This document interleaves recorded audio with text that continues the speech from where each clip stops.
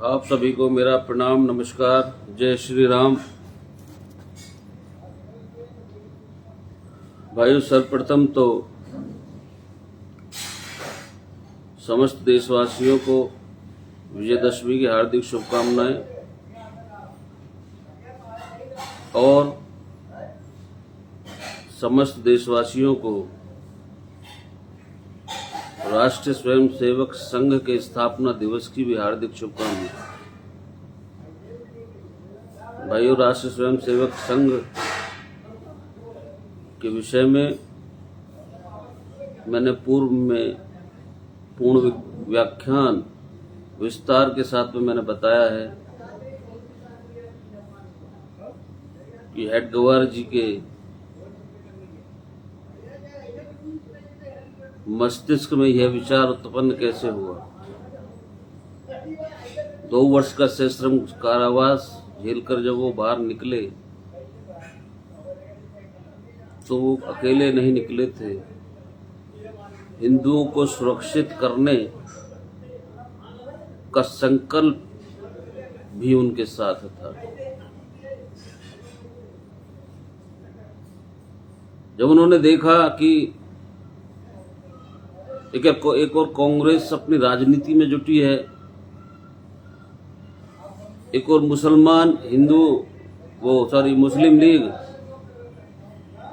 अलग राज्य की मांग कर रही है, हिंदू ऐसे ही पड़ा है।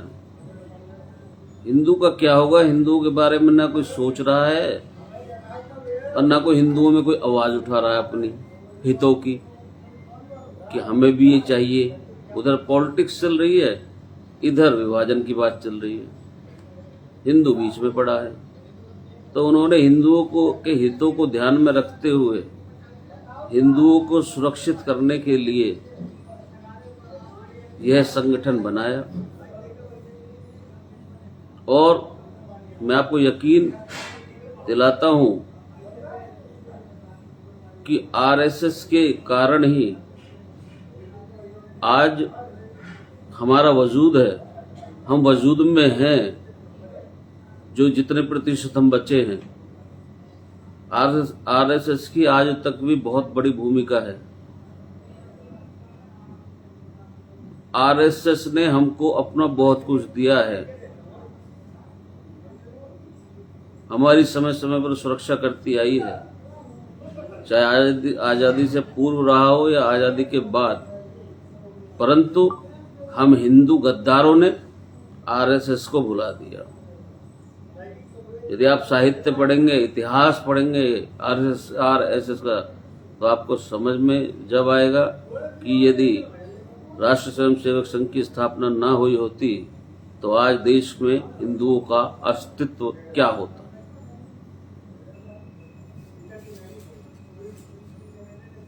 भाइयों, मैं आपको एक विषय के बारे में बता रहा था। ये भी मैं समझता हूं एक तरीके से हिंदू एकता के लिए बहुत आवश्यक जानना है कि हमारी भारत की परंपरा किस प्रकार की रही है। जब तक हम अपने भूतकाल में नहीं जाएंगे, एक नहीं हो सकते, ये मैं गारंटी के साथ में कह सकता हूं।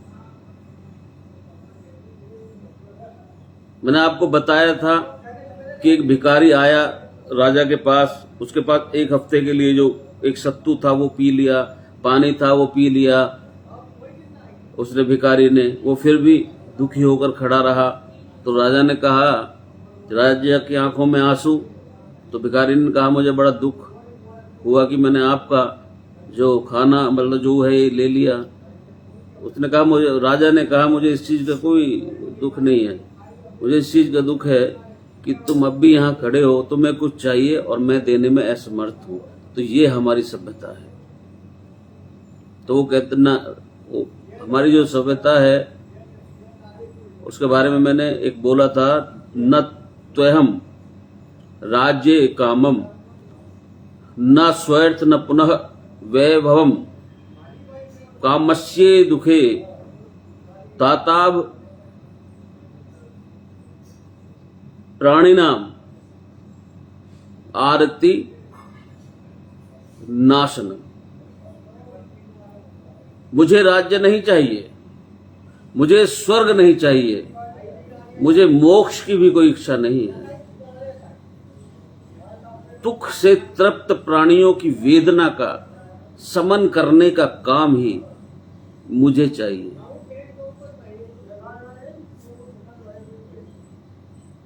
हमारे अपने परिवार में ये शिक्षा दी जानी चाहिए। परिवार इसको कहते हैं।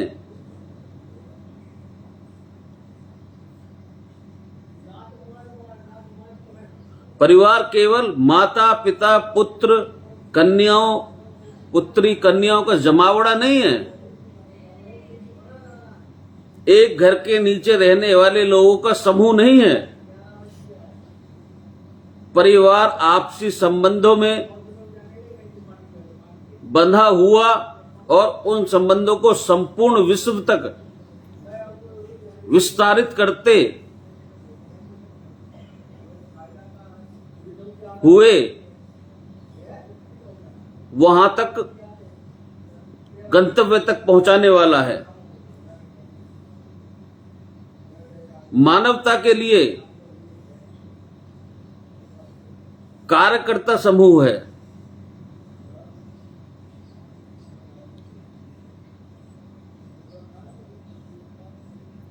देश के लिए पुत्र देती है माताएं।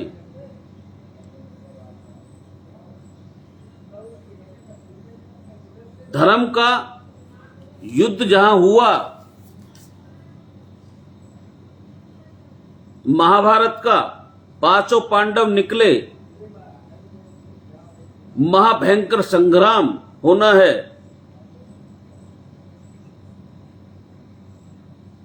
लाखों लोगों का संहार होने वाला है। उसमें जा रहे हैं 5 पुत्र। कुंती उनकी माता, पति नहीं है, केवल पुत्र ही उसका आलंबन है। 5 जा रहे हैं लड़ने के लिए।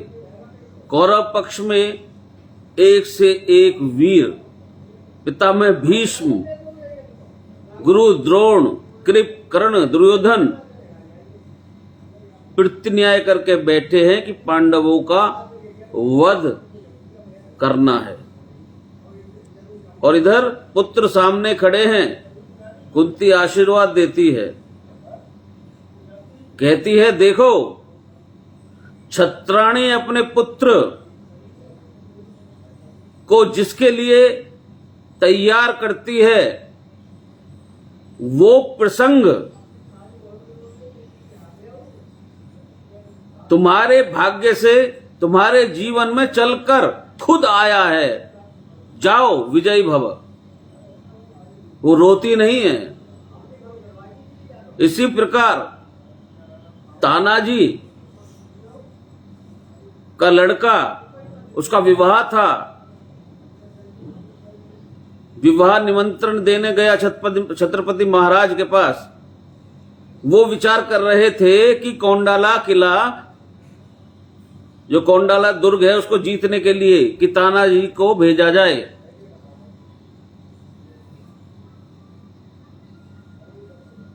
उतने में उपस्थित हो गए तानाजी वहां पर, और उसके ससुर शौला मामा भी उनके साथ में थे। उन्होंने, तानाजी ने लगन पत्रिका थमा दी। तो शिवाजी महाराज ने पढ़ी तो कहा, अरे ये तो बहुत गड़बड़ हो गई। तो तानाजी बोले, क्या हुआ महाराज? शिवाजी बोले, नहीं कोई बात नहीं, तुम विवाह का निमंत्रण देने आए हो।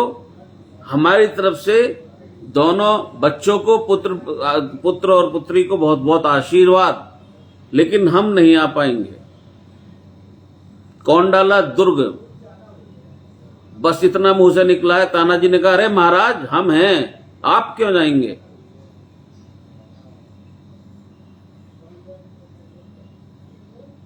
नहीं, शिवाजी कह रहे नहीं, हम नाम तो तुम्हारा ही सोच रहे थे, लेकिन अब तुम्हारे पुत्र का विवाह है, वहां पर भी रहना बहुत आवश्यक है, तुम विवाह संपन्न कराओ। तो तानाजी बोले कि महाराज पहले कोंडारा का विवाह करेंगे, पहले कोंडारा का विवाह करेंगे। अब देखो कैसा है, अब देखो कैसा है कुंड में वातावरण। तानाजी वचन दे देते हैं। उसके बुजुर्ग उनके साथ में खड़े हैं, 80 वर्ष की उनकी आयु है। वो ये नहीं कहते भैया भावनाओं के आवेश में आकर कि तेरे पुत्र का विवाह है, तू मत जा, तू ये क्या कर रहा है। देशभक्ति वगैरह ये सब तो बड़े लोगों के कार्य हैं, तू ये मत कर, रिस्क मत ले। वो नहीं कहते। वो स्वयं उनके साथ किले को फतेह करने के लिए जाते हैं, तानाजी के साथ लड़ने के लिए जाते हैं। तानाजी को जिसने रण में गिराया उसी को वो उनके मामा जो हैं वो गिराते हैं।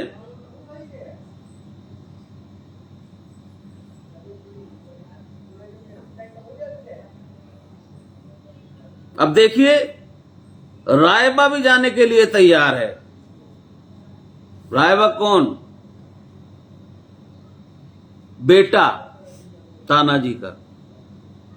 उसको गांव वाले बहुत प्रयास के बाद में रोकते हैं कि नहीं, तुम्हारा विवाह है, तुम मत जाओ, तुम मत जाओ। एक लड़की, उसका जीवन पूरा ध्वस्त हो जाएगा। पूरा गांव पंचायत लेके तानाजी और उनके 300 साथी, पूरा गांव पंचायत उनको विदा देता है युद्ध के लिए।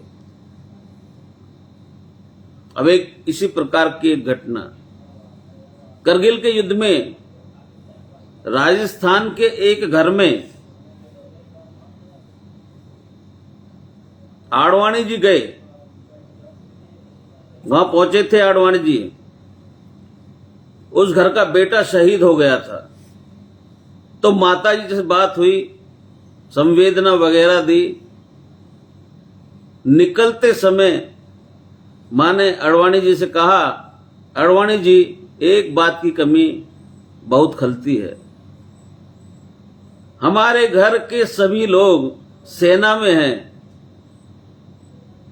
ये मेरा आखिरी पुत्र था और ये भी वीरगति को प्राप्त हो गया। अब सेना को भेजने के लिए, सेना में भेजने के लिए मेरे पास पुत्र नहीं है, ये मुझे कमी खलती है। ये देश हमारा महान, हमारा कुटुंब, ये केवल आपस के स्वार्थों से बंधा हुआ नहीं है, वो संबंधों से बंधा है। और उसके संबंध मर्यादित नहीं रहते, ये संबंधों का मंडल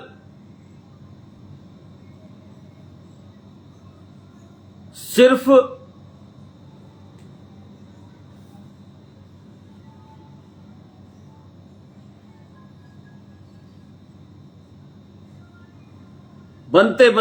बनते छोटे छोटे राष्ट्रभक्त परिवार बनता है। मानवता का पुजारी परिवार बनता है।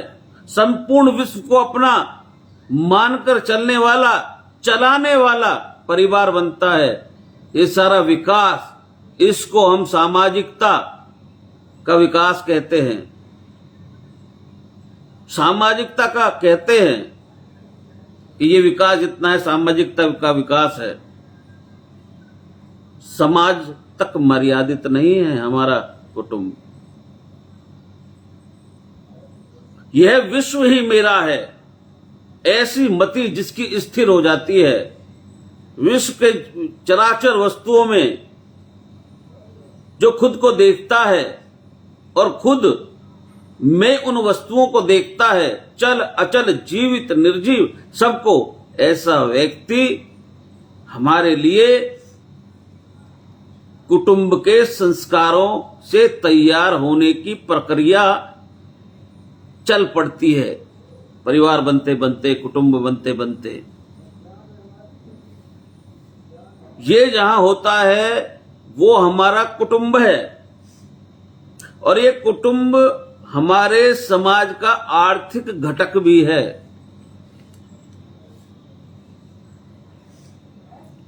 हमारी परंपरा में, हमारी अपनी आर्थिक व्यवस्था में, दृष्टि में परिवार, कुटुंब आर्थिक व्यवसाय चलाते हैं। कुटुंबों के समूह कुल बन जाते हैं। परिवार से कुटुंब से कुल बन जाते हैं।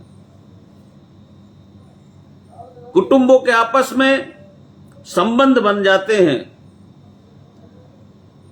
तो उनका एक बहुत बड़ा कुल विकसित होता है, बन जाता है, निर्मित होता है।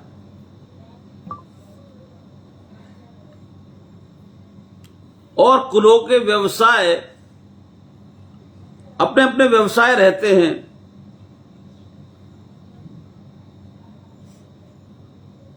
व्यवसाय, ये व्यवसाय उसकी सुरक्षा कुल कर लेता है। एक व्यक्ति नहीं चला रहा है, यहां पर एक मालिक नहीं है, संभालने वाले अनेक हैं, क्योंकि कुल के सभी लोगों के, सब कुटुंब के व्यवसाय पूरे कुल के व्यवसाय हैं। तो कहीं यदि किसी को कमी हो गई तो पूरा कुल इसकी मदद करता है। एक तरह से सब उद्योगों के ये इंश्योरेंस हो जाते हैं। अभी अभी आधुनिक जगत है, इसमें एक ऐसा हुआ, मैं आपको एक घटना बताता हूं। तिरुवप्पुर का नाम का एक स्थान है जो दक्षिण भारत में है। वहां पर हाथ से कार्य, यानी कि बुनने का, उत्तम कपड़े को बुनने का उत्तम कार्य किया जाता है, सर्वोत्तम कार्य किया जाता है। और वहां पर हजारों की संख्या में वहां लोग इस तरह का कार्य करते थे। साड़ियां वगैरह हैं, इसका व्यापार करने वाले वैश्य समाज के कुछ धनवान लोग भी वहां थे। वर्ल्ड कंपटीशन शुरू हो गया। अब दुनिया के आगे क्या टिकेगा हाथ से काम करने वाला? वो अपनी टेक्नोलॉजी लेके आए। उन्होंने सारे के सारे प्रयास करके देख लिए, लेकिन टेक्नोलॉजी के सामने वो फेल हो गए।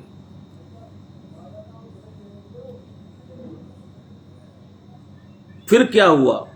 वहां के सभी धनी लोग थे, 2-3 वहां पर बैंकें थी, ये सब इकट्ठा रहते थे वहां पर। उन्होंने कहा हमारे यहां इनके व्यवसाय चलेंगे तो आना जाना रहेगा, रौनक रहेगी, हमारा भी व्यापार चलेगा। हमारा केवल कपड़े का कारोबार ही नहीं, अपितु परचून की दुकान, कप और भी कई प्रकार की जो व्यवसाय हैं वो चलेंगे।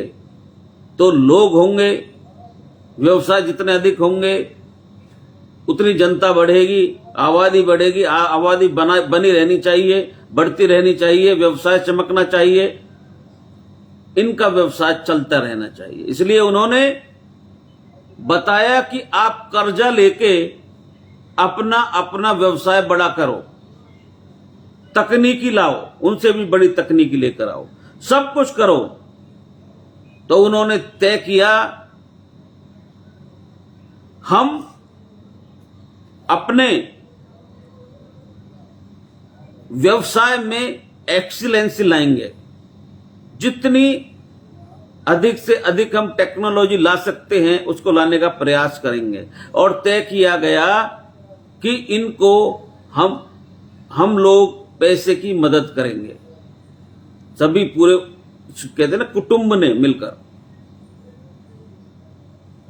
कब वापस करेंगे पैसा? तो बोले ज्यादा हम रेस्ट्रिक्शंस नहीं रखेंगे, ज्यादा हम ब्याज की दर नहीं रखेंगे, बैंक वाले बोले। उन्होंने विचार किया कि इनको पैसा लगेगा, पैसा देने वाले ये हैं, पैसा लेके ऐसा वापस करेंगे कि उनको पैसा देना बंद नहीं होगा और उनकी इस योजना से, एक बेहतर सोच से आज त्रिपुर का टेक्सटाइल व्यवसाय सारी दुनिया को यशस्वी टक्कर दे रहा है। इस आत्मीयता के संबंधों का परिणाम यह है कि वहां नौकरी करने के लिए व्यक्ति जाता है, 40 देशों के लोग वहां पर जाते हैं, अपने देशों के सभी प्रांतों के लोग जाते हैं, नौकरी करने के लिए जाते हैं, मालिक बनकर लौटते हैं। और समाज का बल इतना बढ़ा है कि अगर वहां की नगर पालिका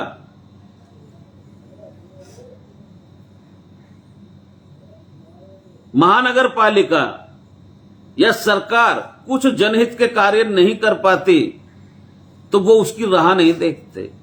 कुछ लोग कहते हैं कि आप नहीं कर सकते तो आप केवल परमिशन दे दीजिए, वो रोड वगैरह जो भी परेशानी है वो हम स्वयं बना लेंगे।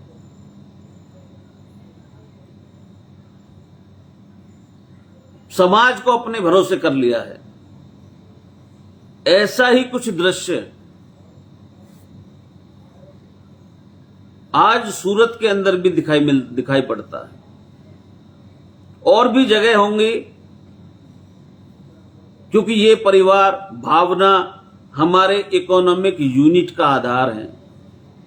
कुटुंब हमारा इकोनॉमिक यूनिट है, कुटुंब हमारे संस्कार की पाठशाला है। वहां जो भी आत्मीयता का संबंध बनता है उसके कारण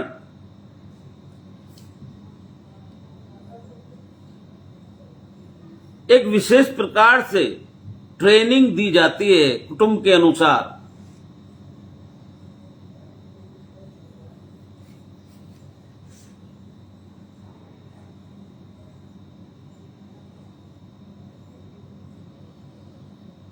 किस प्रकार से ट्रेनिंग होती है हमारे परिवारों में, ये एक विचारणीय प्रश्न है कि क्या हम उन चीजों को अपना पा रहे हैं या नहीं अपना पा रहे हैं। आयु के 3 साल तक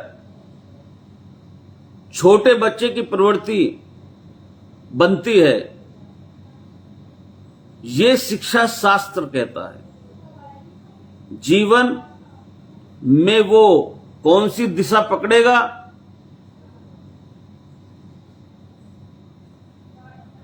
आयु के जो इन्हीं वर्षों में उसकी परवरिश कैसी होती है उस पर वो निर्भर करता है। वो बन जाता है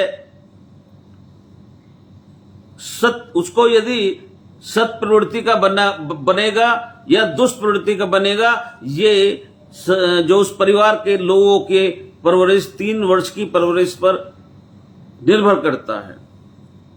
3 साल में वो अपने माता पिता परिवार के ही साथ रहता है और किसी के साथ वो नहीं रहता। वहीं उसके जो प्रिय होते हैं, वहीं उसके भगवान होते हैं, वही उसके जीने का सहारा होते हैं। वो जो कैसी प्रकृति उसकी वो बनाएंगे वो वैसा बनेगा। आगे चलकर।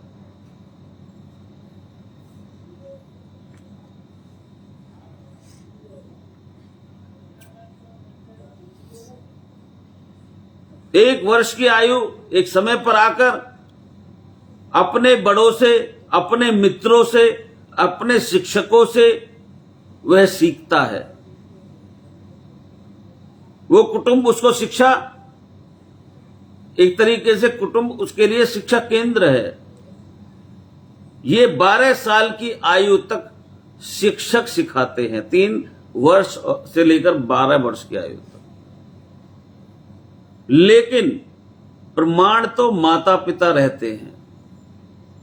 12 साल की आयु के बाद शिक्षक प्रमाण हो जाते हैं। 12 साल की आयु तक हमारा बच्चा क्या कर रहा है, क्या नहीं कर रहा, वो जिम्मेदारी हमारी है। उसका जिम्मेदारी, जवाबदेही हमारी कि हमारा बच्चा गलत दिशा में जा रहा है और या सही दिशा में जा रहा है। और 12 साल के बाद में फिर शिक्षक के ऊपर जिम्मेदारी आ जाती है। माता पिता फिर दूसरे नंबर पर आते हैं। इसलिए घर से ज्यादा उपदेश उस समय नहीं करना चाहिए। पहले जो ये आयु थी, ये थी तो एक श्लोक था ना, कि एक श्लोक था, याद नहीं आ पा रहा मुझे, उसमें लाल्य 5 वर्षानी 10 वर्षम ते ताण्य और प्राप्ते तू 16 वर्ष है पुत्रम मित्रम आचार्यम।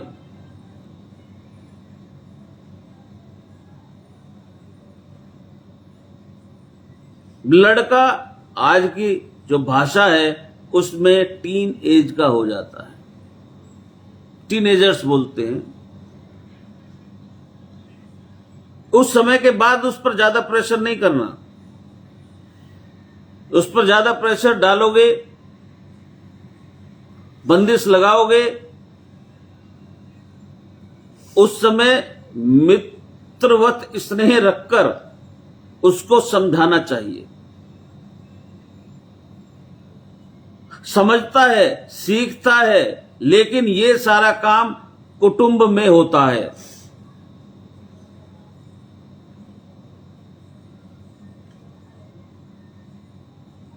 बाहर जाता है, जीवन को फेस करता है, अच्छे बुरे प्रभाव पड़ते हैं उस पर। आजकल तो बहुत ज्यादा होते हैं। अभी कोरोना के समय में आपके हमारे सबके बच्चे मोबाइल का उपयोग किया होगा। ऑनलाइन क्लासेस के लिए, पढ़ाई के लिए, ऑनलाइन क्लासेस के लिए। ऑनलाइन क्लासेस तो बंद हो गई, प्रत्यक्ष रूप में यथार्थ पहले की तरह ही चलने लगी। स्कूल खुल गए, लेकिन मोबाइल रह गया।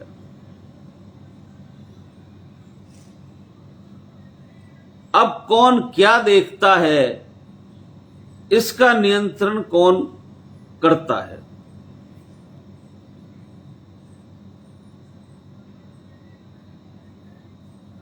ओटीटी जो प्लेटफॉर्म है उस पर क्या क्या दिखाते हैं, मीडिया पर, सोशल मीडिया पर, वो ये देख के नहीं दिखाते कि इनको टीनेजर मतलब बच्चा देख रहा है या बड़ा देख रहा है, या क्या अच्छा है क्या बुरा है।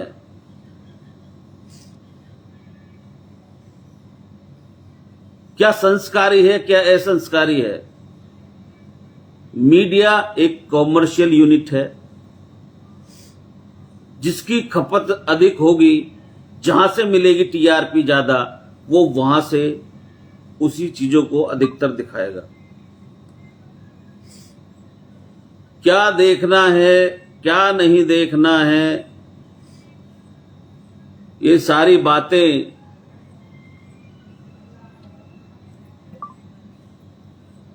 को उस बच्चे का विवेक जब तक हमने सिखाया नहीं, उसको इतना विवेक नहीं आया कि हमें क्या सीखे क्या ना सीखें, तब तक तो उसके लिए सारे रास्ते खुले हुए हैं।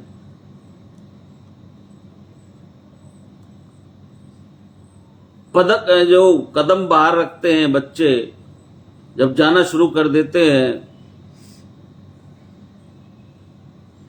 उनको प्रत्येक चीज के विषय में एक मित्र बनकर ज्ञान देना चाहिए।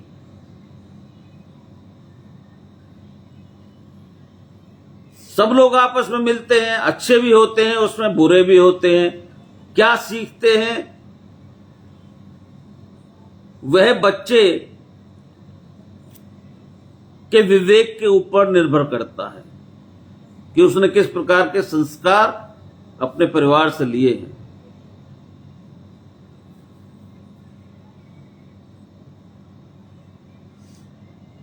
तो प्रत्येक व्यक्ति के लिए ये हमारा कुटुंब है, और हम हैं हमारी सामाजिक इकाई है, और ये जो हार्दिक इकाई है संस्कार धनी है।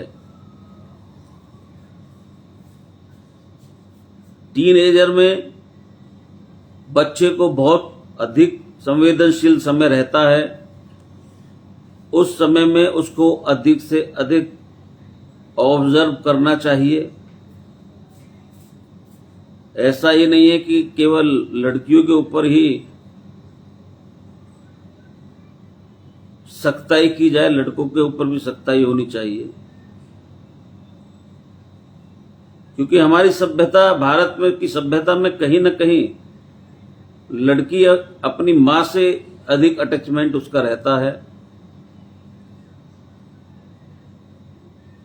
तो बहुत कम चांसेस होते हैं कि वो किसी गलत राह पर चले। परंतु बाप और पुत्र, पिता पुत्र के बीच में एक बहुत बड़ी दूरी होती है। एक घर में रहते हुए बहुत बड़ी दूरी होती है। आपस में वो बात नहीं करते, लेकिन एज ए फ्रेंड यदि हम उनसे बात करेंगे, उनको समझेंगे, उनको समझाएंगे, उनकी बात भी समझनी होती है। कभी कभी कभी कभी ऐसा नहीं है कि हम ही करेक्ट हैं, वो भी कभी कभी करेक्ट होते हैं। वो सुनना, समझना, समय देना यह अति आवश्यक है। अगर आपको एक कुटुंब का निर्माण करना है और आगे चलकर फिर उसको कुल बनाना है, तो यदि परिवार के अंतर्गत कार्य करना है तो फिर आपके अपने व्यक्तिगत दृष्टिकोण है, जैसा जो चाहे वो कर सकता है।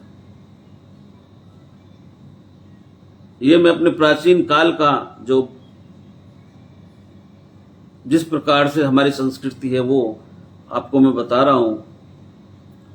हालांकि मुझे कुछ अभी तक लोग ज्यादा नहीं सुनते हैं, क्योंकि मेरी 2-2, 3-3 आइडियां तो बंद हो गई। जब लोग, अब ये है नई आईडी बनाई है, ये जब तक वहां तक पहुंचेगी, लोग सुनना इतने शुरू करेंगे, इतने ही से बंद कर देंगे। मेरे साथ तो बड़ा दुश्मन ही निकाल रहे हो। और मैं सिर्फ और सिर्फ यहां पर अपने जो बच्चे हैं उनके प्रति मैं बहुत ज्यादा संवेदनशील हूं।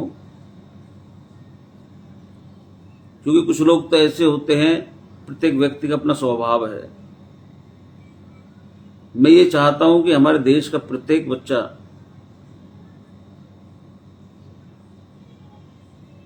के अंदर एक अलग प्रकार की योग्यता होनी चाहिए। ये मेरा लालच समझ लीजिए या कुछ भी समझ लीजिए, मैं चाहता हूं जो चीज ग्रहण करने के लिए आज हम विदेश में जाते हैं और खुश होकर बताते हैं, वो चीज हमारे भारत में ही पैदा हो, जो हुआ करती थी उनसे भी कई गुना ज्यादा। मेरा इतना लालच है मात्र। रही बात राजनीति की, राजनीति इज नॉट माई प्रोफेशन। ये कोई मेरा प्रोफेशन नहीं है। ये तो मैं कर रहा हूं, ठीक है कर रहा हूं, लोग सुनते हैं और मेरी बात अच्छी लगती है, बोल देता हूं बस। लेकिन राजनीति पिछले 5 महीनों में मैंने ऑब्जर्वेशन एक बारीकी से किया है। उसके विषय में मैं आपको बताऊंगा कुछ दिन बाद। अभी योगी जी ने, मैं वीडियो देख रहा था तो उसमें लिख रहे थे, बोला था कि क्या नाम है, एकत्रित होकर रहिए, संगठित होकर रहिए। कैसे संगठित हो जाएंगे? राजनीति तो इतने गिरे हुए स्तर पर है। राजनीतिक मापदंड ही तो, राजनीतिक मान्यताएं, राजनीतिक शक्ति ही तो एकत्र करती है समाज को।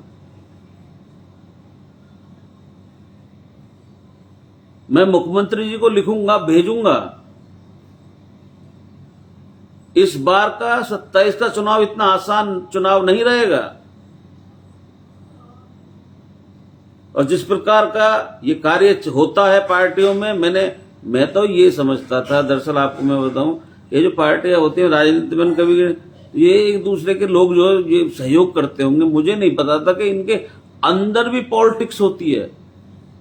अब मुझे जानकारी मिली है भाई, ये तो इनके तो अंदर भी आपस में ही इनके वो होते हैं भाई साहब। ऐसे कौन सी पार्टी, कौन सा दल, कौन सा नेता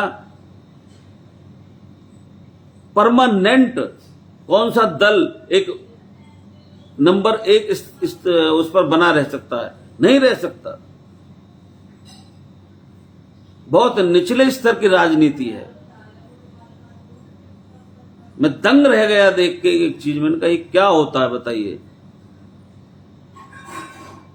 अभी मेरा मन नहीं है, 4-5 दिन बाद जिस दिन मूड बनेगा उस दिन मुख्यमंत्री जी के लिए मैं भेजूंगा और बाकायदा मेल भी करूंगा।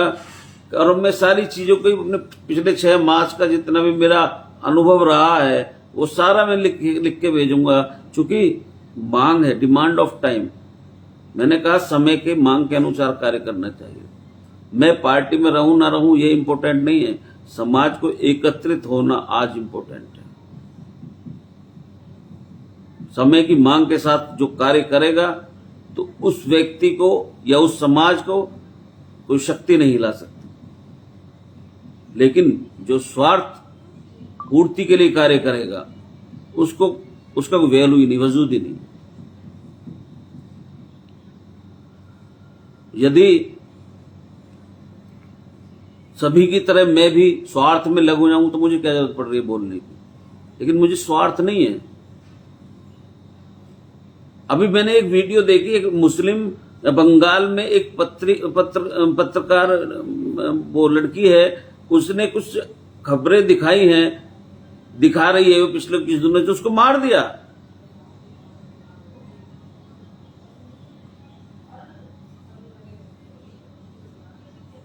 आज के दिन की घटना है, 12 तारीख सुबह 11 बजे की।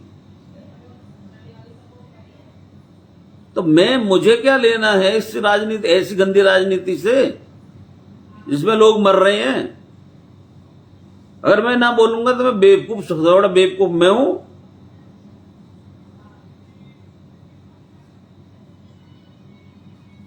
तो भाइयों, आज आपका त्योहार है, शुभ रहे आप सभी के लिए। एकत्रित होने के लिए, संगठित होने के लिए खुद भी इस विषय पर चिंतन करना भी आवश्यक है। लेकिन एक चीज मैं आपको बता दूं,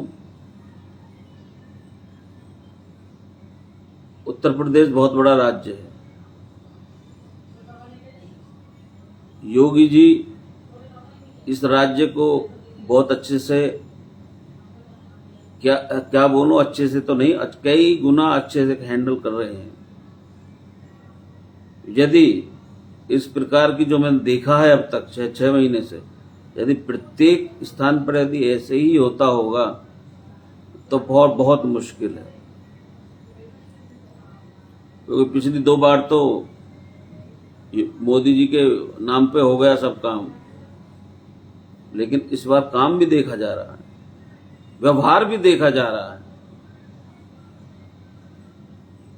संगठन की शक्ति भी देखी जा रही है, सब चीजें देखी जा रही हैं। मेरी तो बात उधर होती है गोंडा, अयोध्या और इधर क्या नाम है प्रयागराज, लोग बताते हैं वहां राजनीति तो वहां होती है असली। लोग वहां तो पैशनेट हैं राजनीति पॉलिटिक्स के। यहाँ नॉर्थ, इसमें पश्चिमी उत्तर प्रदेश में कोई राजनीति नहीं है, कोई राजनीति का रह भी नहीं जानता यहाँ पे। लखनऊ, मेरा तो मन है लखनऊ जाऊं।